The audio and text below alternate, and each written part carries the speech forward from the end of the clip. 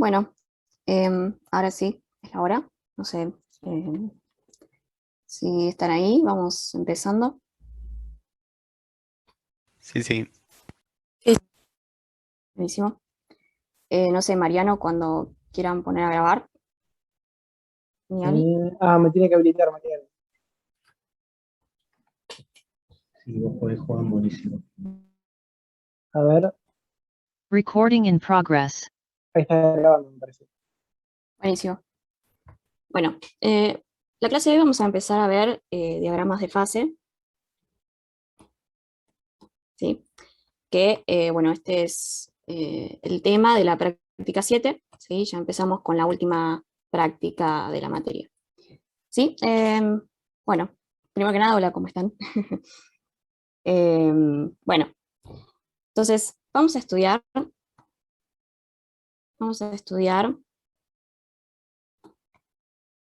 sistemas de la forma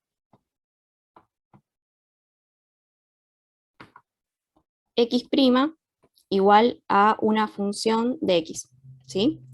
Bueno, ustedes cualquier cosa, interrúmpanme o para hacer cualquier pregunta, lo que quieran, o si no se llega a ver algo, me interrumpan. Bueno, entonces, vamos a estudiar sistemas de la forma x' igual a fx, donde acá f es un campo, ¿sí? Que va de Rn a Rn. ¿Está bien? ¿Sí? Y vamos a pedir que f sea un campo C1. ¿Ok? Entonces, bueno, este es un sistema de ecuaciones diferenciales ordinarias, ¿sí? Autónomo.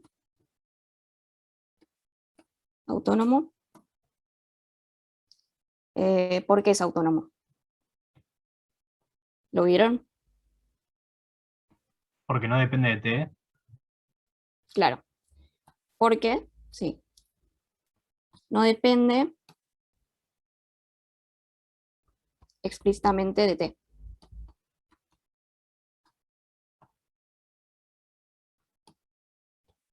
¿Sí? O sea, toda la dependencia de f en T está dada por X. Acá X, ¿no? Es un vectorcito que va de R a Rn, ¿sí? Digamos, X es una función de T, y bueno, F solamente depende de T a través de X, ¿sí? No hay, digamos, términos apartes que no vengan de X, ¿sí? Bueno, entonces X acá es un vectorcito que es X1 de T, X2 de T, ¿sí? Etcétera, etcétera, Xn de T.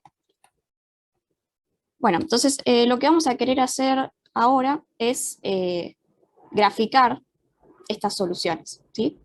Lo que vamos a buscar entonces es como hacer gráficos de las coordenadas estas x1, x2, que bueno, nos vamos a concentrar en el caso n igual 2 porque es el caso que sabemos graficar, ¿no? El caso n igual 1, bueno, es bastante simple, así que vamos a ver el caso n igual 2. Entonces, para hacer los gráficos vamos a tener en cuenta algunas cosas que puedo saber acerca de la solución, porque pedimos que f sea un campo C1. Entonces, como f es un campo C1, podemos garantizar algunas cosas. Por ejemplo, que las soluciones no se intersecan. ¿Sí? ¿Qué quiere decir? Ustedes díganme si estoy yendo muy rápido al pasar así o está bien. Bueno, ahora está bien. Buenísimo.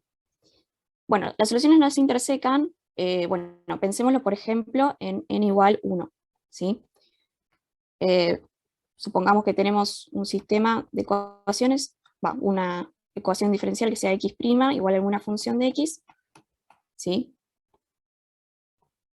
Y bueno, podemos encontrar distintas soluciones dependiendo de, bueno, cuál sea mi condición inicial. X en T0 igual a, por ejemplo, A, ¿sí? Nosotros teníamos algo así. Entonces, si uno va, si uno busca, por ejemplo, si uno encuentra una solución que, por ejemplo, hace esto, y que, no sé, por ejemplo, en X igual 0, esto, supónganse que esto, no sé, vale 1. Bueno, las demás soluciones que sean para otras condiciones iniciales no van a cruzar a esta solución, ¿sí? O sea, van a hacer cosas como esta, por ejemplo, cosas como esta, pero las soluciones no se intersecan, ¿sí? Bueno, después, ¿qué otra cosa? Que las soluciones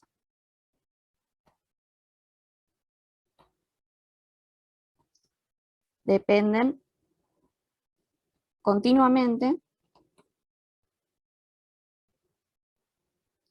de los datos iniciales, ¿sí? Eso quiere decir que, supónganse que yo encontré una solución como la que tengo acá, ¿no? Esta roja, para esta condición inicial x0 igual a 1. Bueno, esto me permite decir que para que si yo tuviera otra condición inicial que sea, por ejemplo, x0 igual a 1 menos epsilon, bueno, la solución tiene que comportarse de manera similar, o sea, de forma parecida. ¿Ok? Entonces, esto me dice que las soluciones se van a aparecer, ¿sí? Cerca, cuando están cerca. ¿Está bien? Y esto va a ser bastante útil a la hora de graficar las soluciones. ¿Ok?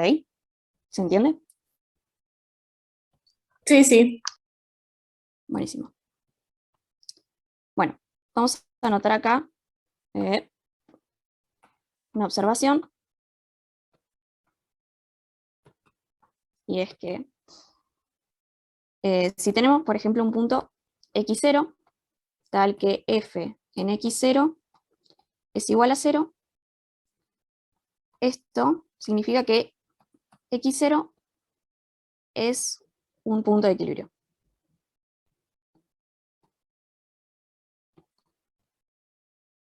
¿Sí? ¿Por qué es un punto de equilibrio? Porque, bueno, ahí la derivada se anula. ¿Sí? La derivada se anula. Y eso justamente significa que ese es un punto de equilibrio. Y bueno, entonces, otra cosa que podemos concluir para estos sistemas es que las soluciones de equilibrio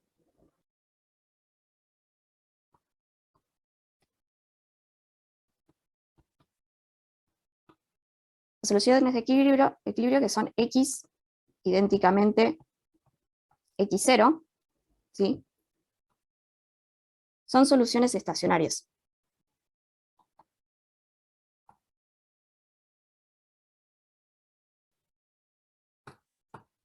Y eso significa, ¿no?, que son constantes, ¿sí? Bueno, esto, por ejemplo, piensen en, bueno, las soluciones de equilibrio pueden ser estables o inestables, después vamos a ver un poco eso. Pueden ser estables o inestables dependiendo si la solución tiende a quedarse, si uno empieza con una condición inicial cercana al punto de equilibrio, si la solución tiende a quedarse en ese punto o si tiende a alejarse de ese punto, ¿sí?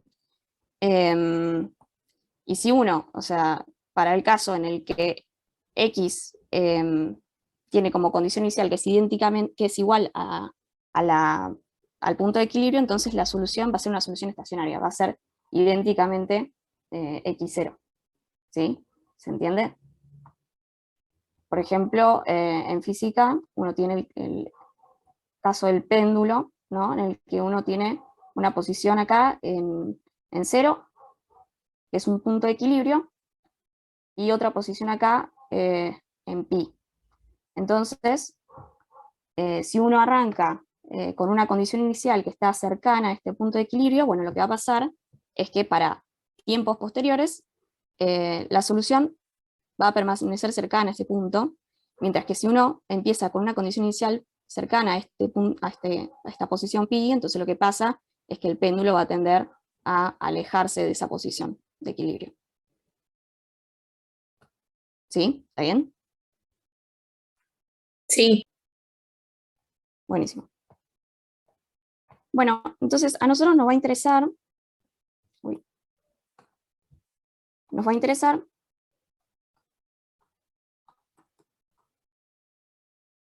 el caso n igual 2. ¿Ok? Entonces, lo que vamos a estudiar son sistemas lineales. Sistemas lineales, donde lo que tenemos es una función f de x que es igual a por x, donde a acá es una matriz, a es una matriz de 2 por 2, ¿sí? O sea que tenemos, es una matriz de coeficientes constantes. Entonces, bueno, acá, entonces, bueno, lo que tenemos es, son sistemas de esta forma, x1', x2' igual a por x1, x2. ¿Sí? Que bueno, o sea, esto ya lo sabemos resolver, ¿no? Son sistemas que ya vimos cómo se resuelven, uno tiene que calcular cuáles son los autovalores de la matriz A, los autovectores, y dependiendo de eso, bueno, uno se arma las soluciones. Entonces, la idea de ahora no va a ser resolver otra vez este tipo de cosas, sino ya, como ya conocemos la solución, lo que vamos a querer hacer es graficar las soluciones en el plano x1, x2. ¿Sí? Entonces, nos vamos a enfocar en graficar. Y bueno, dependiendo de cuáles son los autovalores de A, vamos a tener distintos casos. Ya sabemos que A puede tener autovalores reales, autovalores complejos, o puede tener también, o puede ser una matriz no diagonalizable. Y bueno, en ese caso habíamos visto cómo eran las soluciones. Entonces ahora vamos a intentar graficar cada uno de esos casos. ¿Sí? Entonces tenemos un caso 1, donde A tiene dos autovalores reales.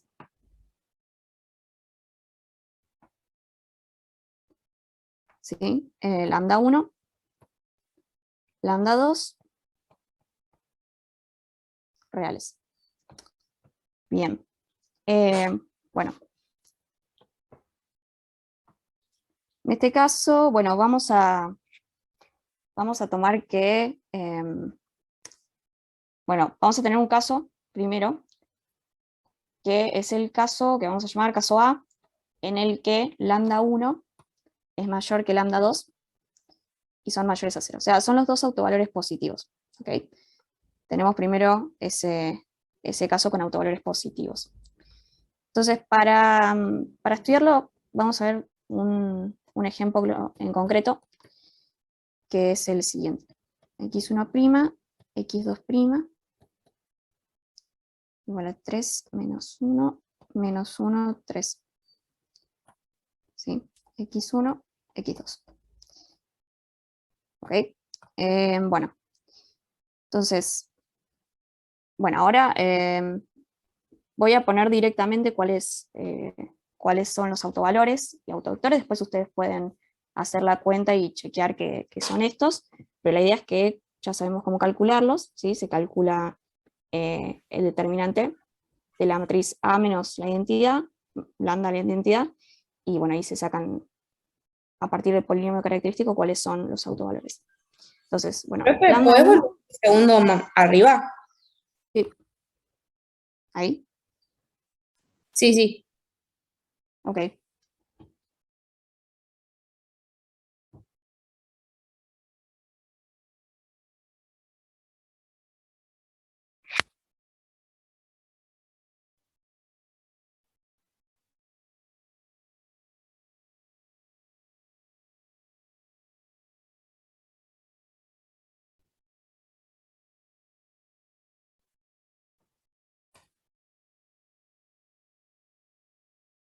¿Está? O- Sí, sí, ya está. ah, bueno. Bien. Bueno, les pongo los autovalores acá. Lambda 1 o la 4. Y el autovector asociado es B1, 1 menos 1. Y el otro es lambda 2 igual a 2, B2, 1, 1. ¿Sí? Bueno, acá fíjense que, bueno, se cumple que lambda 1 es mayor a lambda 2 y son los dos positivos. ¿Sí? Entonces, bueno, ya sabemos escribir cuál es la solución general de esto.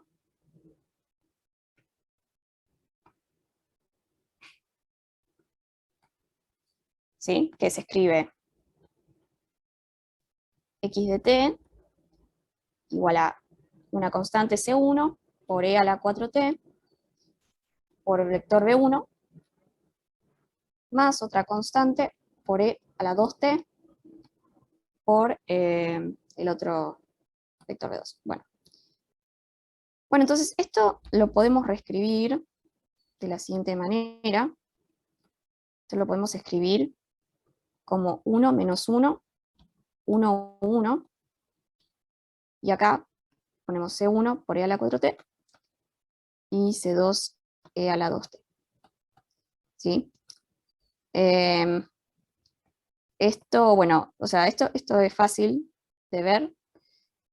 Simplemente acá escribí al vector B1 como columna y al vector B2 como columna. Y bueno, y estas son mis dos soluciones independientes, digamos. Acá tengo, esto lo voy a llamar I de t. Y a esto lo voy a llamar C. Entonces, lo que vamos, o sea, la estrategia que vamos a usar para graficar estas soluciones es primero enfocarnos en graficar I de t, ¿sí? Vamos a enfocarnos en graficar I de t, y después usando que C, digamos, me modifica ese gráfico en el plano I1 y 2, vamos a pasar a la solución en el plano X1, X2. ¿Sí? Entonces, bueno, eso es lo que vamos a hacer en general para graficar esto. Entonces, graficamos I de t. Bueno, entonces, para graficar I de t, vamos a intentar escribir I2 en función de I1, ¿sí? Porque lo que queremos hacer es tener un diagrama de fases, así, I1, I2. Entonces vamos a buscar obtener I2 en función de I1. Entonces, I1 era C1 por E a la 4t, y acá, bueno, podemos despejar cuánto vale t. ¿Sí? T va a ser igual a un cuarto logaritmo natural de I1 sobre C1. ¿Ok? Acá, fíjense que la exponencial es positiva, ¿sí? Y entonces I1 y C1 tienen el mismo signo, ¿sí? Tienen igual signo. Entonces, bueno, este cociente va a ser mayor a 0. Y va a estar bien definido, ¿no? Siempre que C1 sea distinto de 0. ¿Está bien? ¿Vamos bien? Sí. Genial. Bueno, y esto lo vamos a reemplazar t en I2. I2 era C2 por E a la 2t. Entonces, acá, usando esto, pues, podemos escribir que esto es E a la 1/2 del logaritmo natural de I1 sobre C1. Y entonces, esto es C2 por I1 sobre C1 a la 1/2. Entonces, otra vez, esta raíz está bien definida porque esto es mayor a 0. Y bueno, entonces ahí ya obtuvimos I2 en función de I1. Y bueno, para hacer los gráficos, queremos ver también, o sea, la idea va a ser hacer unos gráficos cualitativos. Digamos, no vamos a obtener todas las soluciones exactamente, sino que lo que queremos estudiar es el comportamiento de la solución, sí, dependiendo, bueno, quiénes sean C1 y C2, pero de manera cualitativa, un poco cualitativa. Entonces, ahora pensemos, a ver, si C1 es igual a 0, entonces I1 es igual a 0, ¿sí? Es la solución idénticamente 0. ¿Sí? Después, si C2 es igual a 0, entonces pasa lo mismo con I2. Es idénticamente 0. Bien. Después nos va a interesar estudiar los límites cuando t tiende a más infinito de estas soluciones. I1 de t. Esto es el límite cuando t tiende a más infinito de C1 por e a la 4t. Y bueno, ¿esto qué es lo que va a dar?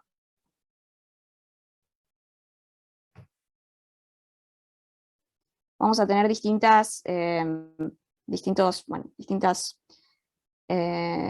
dependiendo de si C1 es positivo o negativo, lo que nos va a dar es que esto tiende a más o a menos infinito, ¿no? Porque acá lo que pasa es que este autovalor es positivo, entonces la exponencial es positiva. Entonces, lo que va a pasar es que esto va a tender a más infinito si C1 es mayor a 0, y a menos infinito si C1 es menor a 0. ¿Está bien? O sea, el signo de I va a estar dado por C1, pero bueno, la solución se va a ir a infinito por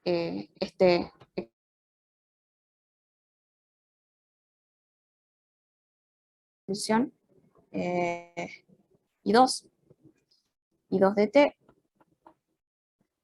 es igual al límite cuando t tiende a más infinito de C2 por e a la 2t. Y bueno, esto va a ser lo mismo que recién. Como esto también es positivo, entonces esto va a ser más infinito si C2 es mayor a 0 y menos infinito si C2 es menor a 0. ¿Ok?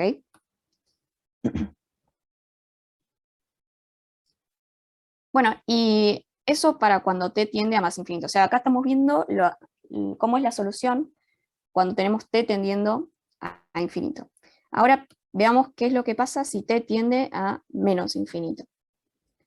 Límite cuando t tiende a menos infinito de I1 de t es, bueno, ¿qué va a hacer? Fíjense que esto me va a dar 0, porque acá la exponencial me va a quedar e a la menos infinito y eso es 0. No importa cuánto valga C1. Y bueno, lo mismo pasa con C2, como también es un autovalor positivo, entonces la exponencial se me va a 0. Ahí está. Bueno, entonces con esto ya tenemos lo necesario para hacer el gráfico, ¿sí? Vamos a hacerlo por acá. Tenemos acá I1 y acá I2. Y habíamos dicho que esto de acá corresponde a la solución I2 igual a 0. Y eso pasa cuando C2 es igual a 0, ¿no? Entonces por acá tenemos una solución que es en la que C2 es igual a 0. Después tenemos otra que viene por acá, que corresponde a C1 igual a 0.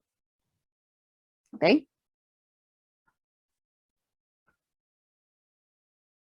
¿Estamos bien? Sí. Bien.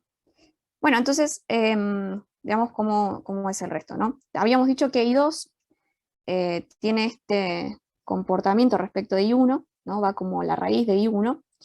Entonces, podemos graficar eso. Y para esta rama, por ejemplo, nos va a quedar una cosa así. ¿Sí? Que bueno, o sea, en menos infinito, acá va a ser importante graficar también, ponerle flechitas a estas soluciones. O sea, vamos a tener que indicar hacia dónde evolucionan las soluciones. Entonces, si empezamos en t menos infinito, vamos a empezar en el 0, 0, ¿sí? Entonces empezamos desde acá en t menos infinito, y la solución a medida que t avanza se va a ir hacia más infinito. O sea, si esto es si C1 es mayor a 0 y si C2 es mayor a 0. ¿Sí? La solución se va hacia más infinito. Entonces, corresponde que le pongamos una flechita que indica que esto se va a más infinito. Bueno, ese es el caso en el cual las condiciones iniciales son tales que C1 y C2 son mayores a 0. Después, la solución, si empieza en 0, se me va a más infinito para I1 y menos infinito para I2 cuando C1 es mayor a 0 y C2 es menor a 0. ¿Está bien? Entonces esto sería para allá. Y le pongo así dos flechitas para distinguirla de la rama de arriba. ¿Ok? Bueno, y bueno, lo mismo va a pasar en los otros cuadrantes. Acá vamos a tener que esto va a ser así. Y esto es para cuando C1 es menor a 0 y C2 es mayor a 0. Esta solución se va hacia más infinito para I2 y menos infinito para I1. Y acá abajo tenemos esta otra rama, que va hacia allá si C1 es menor a 0 y C2 es menor a 0. ¿Ok? Y bueno, me falta ponerle hacia dónde evoluciona la solución en los ejes. Y bueno, esto habíamos dicho que las soluciones dependen continuamente de los datos iniciales. Entonces, la forma correcta de orientar esto va a ser poniéndole una flecha hacia allá, ¿sí?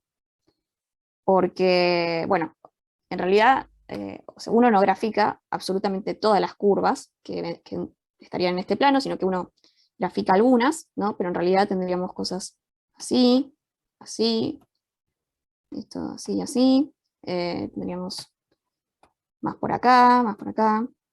Pero bueno, no podemos graficar todas porque son infinitas, entonces graficamos algunas, pero si uno se va acercando, o sea,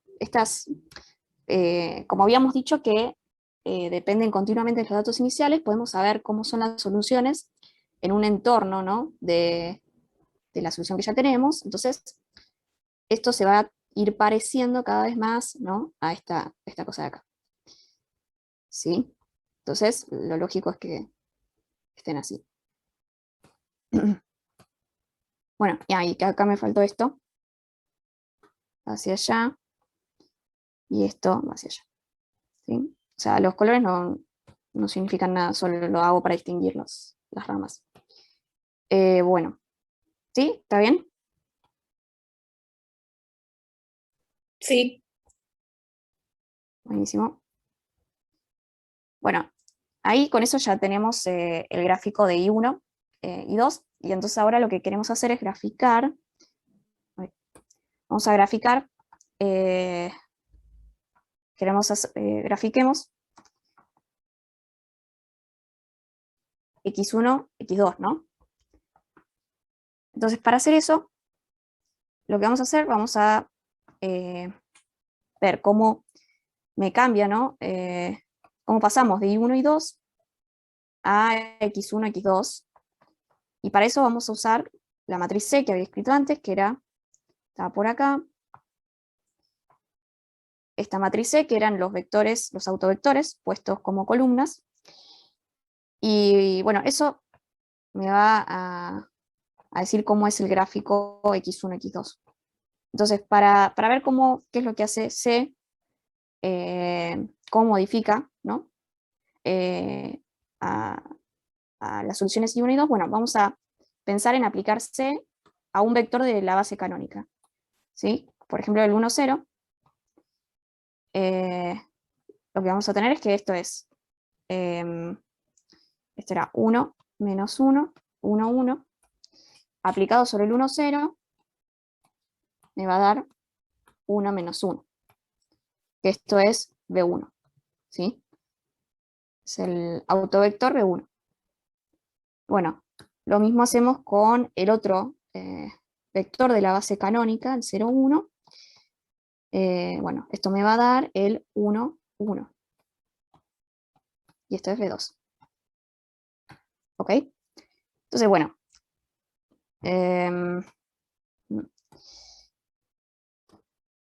Entonces, vamos a pasar el gráfico I1 y 2. Que bueno, era una cosa así. Acá teníamos así y así.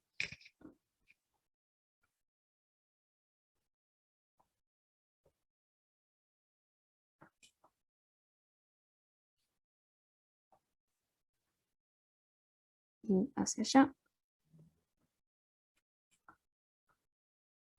Sí, y vamos a ver cómo me queda en el plano X1, X2. Entonces, acá vimos que cuando aplico la matriz C sobre el 1, 0, me lo lleva al 1 menos 1. Entonces, el 1, 0, que vendría a ser un vectorcito que está así, en este gráfico, me lo va a llevar al 1 menos 1. ¿Está bien? Entonces, estaría en el 1 menos 1. Una cosa por acá.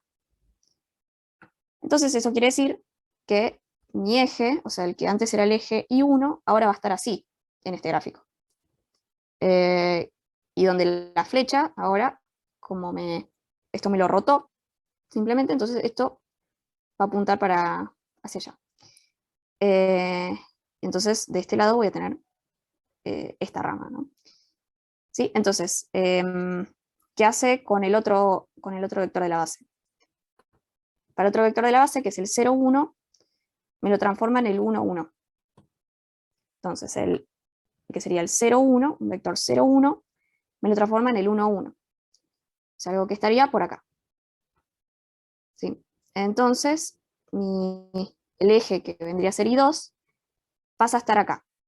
¿Sí? Entonces, esto es el subespacio generado por B2.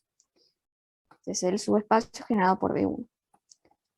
Y bueno, acá las flechas me quedarían así. Bueno, entonces, o sea, lo único que hizo C es rotarme los ejes. Y el resto del gráfico yo lo puedo completar con lo que yo ya sabía del anterior. Digamos, en esta parte voy a tener que las soluciones son así. Voy a tener esta rama así. Y después del otro lado voy a tener esto así. ¿Ok?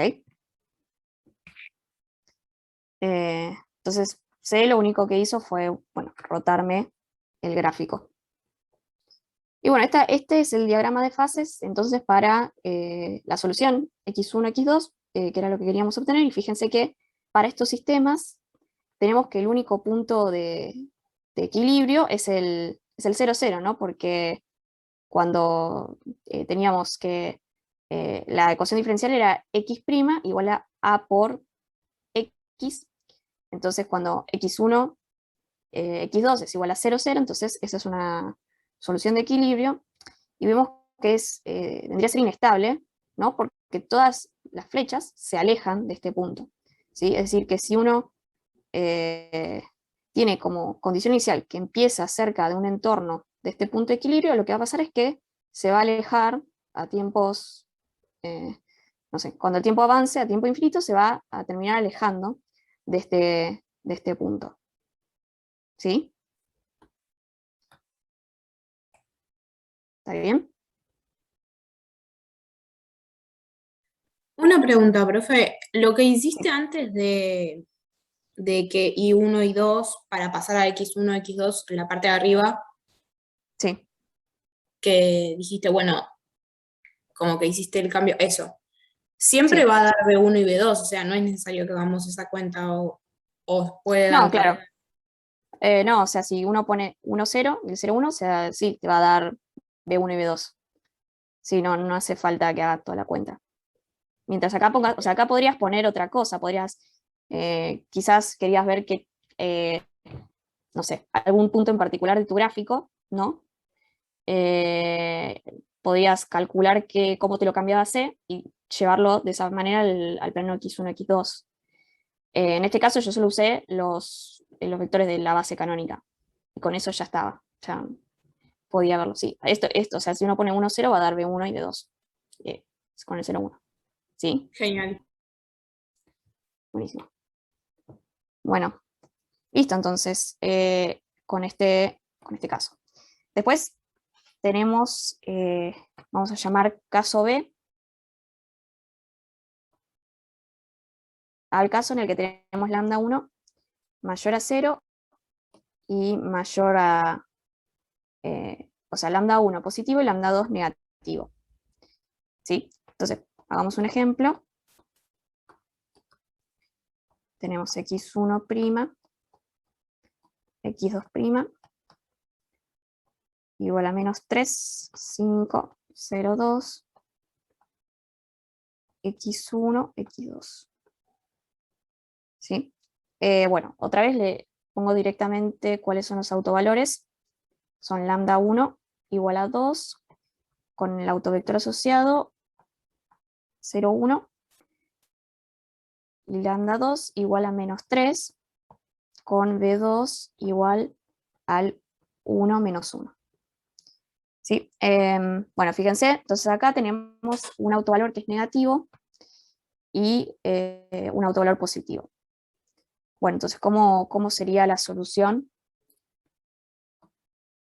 En este caso,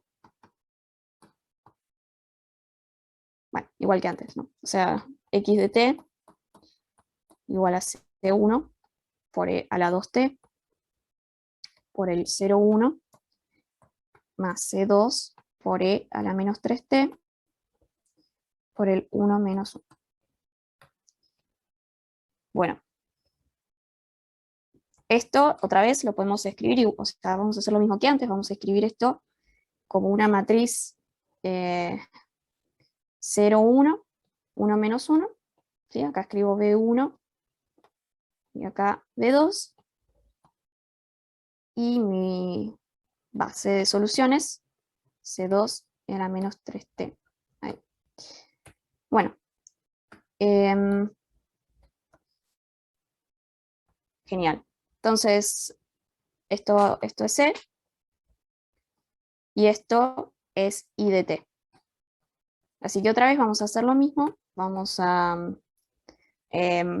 graficar primero I de T, y después lo pasamos al plano X1, X2. Entonces, plano I1 y 2. Bueno, acá vamos a hacer lo mismo. I1 de T es igual a C1 por E a la 2T. Entonces despejamos de acá T, que me queda un medio del logaritmo natural de I1 sobre C1, con C1 distinto de 0. Y entonces reemplazamos en I2, es C2 por E a la menos 3T. Y esto, usando esto, me va a quedar C2 I1 sobre C1 por E a la menos 3 medios. ¿Sí? Es exactamente lo mismo que había hecho antes, escribí I2 en función de I1. Y bueno, acá pasa lo mismo, que I1 tiene el mismo signo que C1, así que no hay problema. Y bueno, acá también. Bueno, buenísimo. Entonces, otra vez, si C1 es igual a 0, entonces tenemos que la solución I1 es igual a 0. Si C2 es igual a 0, I2 es 0. Después los límites. I1 de t. Cuando t tiende a más infinito, ¿a qué tiende?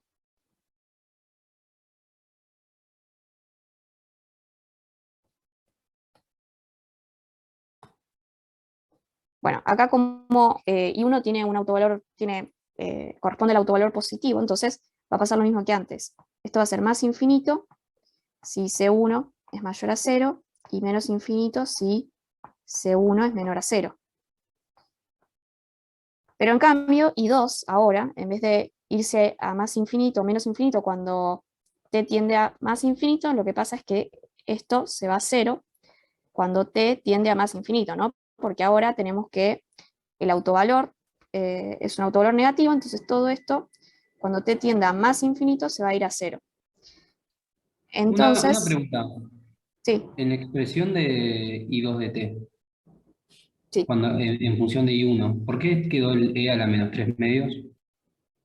Ah, bueno, lo hice rápido, pero Pero el e acá, no se iba. perdón, sí, me confundí. Acá no va. O sea, esto Ah, es, está bien. Sí, sí, a la menos 3 medios. ahí está. Sí, gracias. Ahí está. Bien, sí. Ok. Entonces, después el otro límite que nos interesaba era cuando I1 de t tiende, a ver qué pasa cuando tiende a menos infinito. Bueno, otra vez, esto tiende a 0 porque teníamos que I1 era e a la 2t, entonces autovalor positivo, eso se me va a 0 cuando t tiende a menos infinito. E I2 tiende a, bueno, en este caso va a tender, cuando t tiende a menos infinito, va a ser más infinito cuando C1, C2 sea mayor a 0, y menos infinito cuando C2 sea menor a 0. ¿Ok? Bueno.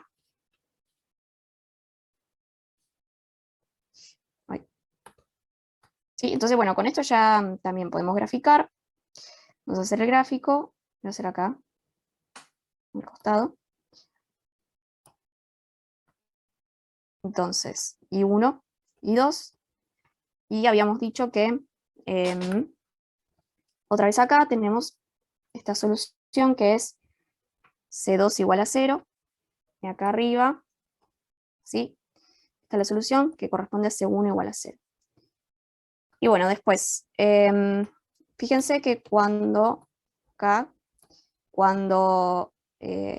esto es I1, o sea, I2 va como I1 a la menos 3 medios. Entonces, cuando I1 crece, I2 va a decrecer. Y cuando I1 decrece, entonces I2 crece. ¿Sí? O sea, van como con el comportamiento contrario, o sea, cuando I1 decrece, entonces I2 tiene que crecer. Y cuando I1 crece, I2 decrece. Entonces, ¿cómo iría la flecha? Bueno, como I1, o sea, cuando t tiende a más infinito, o sea, a medida que avanza t, I1 se tiene que ir a más o menos infinito, entonces la flecha me va a tener que indicar así, ¿no? I1 se va a infinito. Mientras que I2 se va a 0, ¿no? Cuando t tiende a más infinito.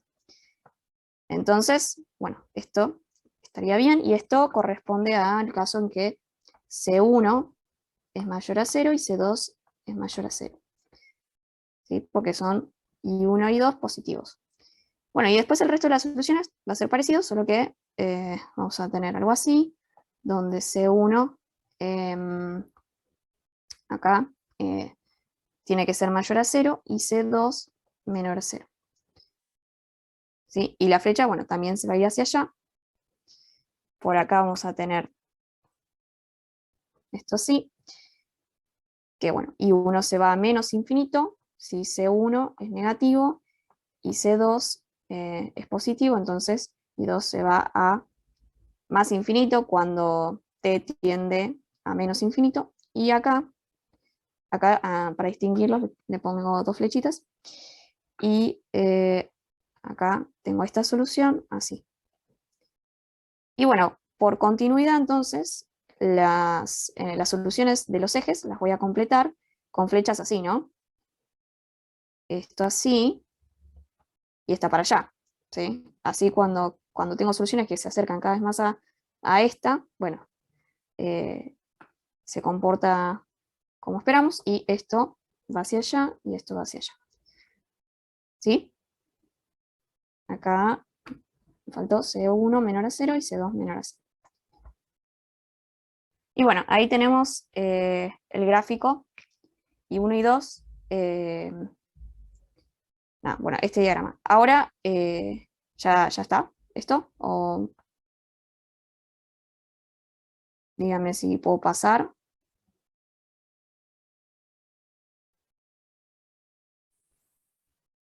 Por mí puedes seguir.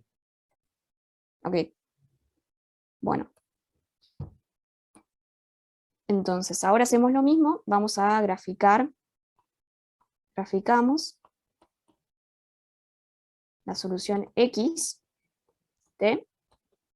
Y entonces, para eso pasamos, vemos qué es lo que hace C a los vectores de la base canónica. Bueno, y esto dijimos que era B1, que B1 era el 0, 1. ¿Sí? Y al 0, 1 lo transforma en el 1 menos 1. ¿Ok? Y bueno, entonces, a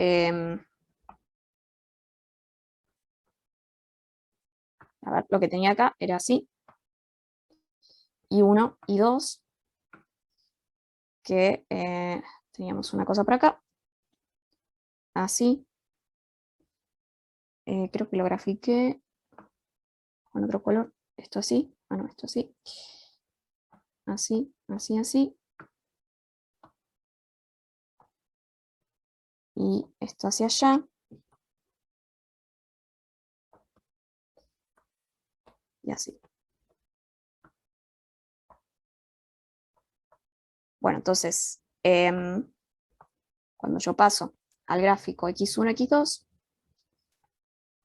x1, x2, bueno, voy a tener que el 1, 0, o sea, el vector 1, 0, supongamos que es este, me lo va a mandar al 0, 1, ¿sí?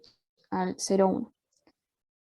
Es una cosa por acá. Entonces, esta solución en rojo de acá, del eje y 2 igual a 0, entonces va a ser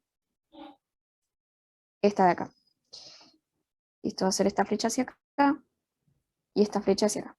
¿Ok? Y después al 0, 1 me lo manda al 1 menos 1. Entonces el 0, 1, es una cosa por acá, bueno, me lo va a mandar al 1 menos 1. Por acá. Entonces voy a tener este eje por acá. Y acá me faltó esto así. Y entonces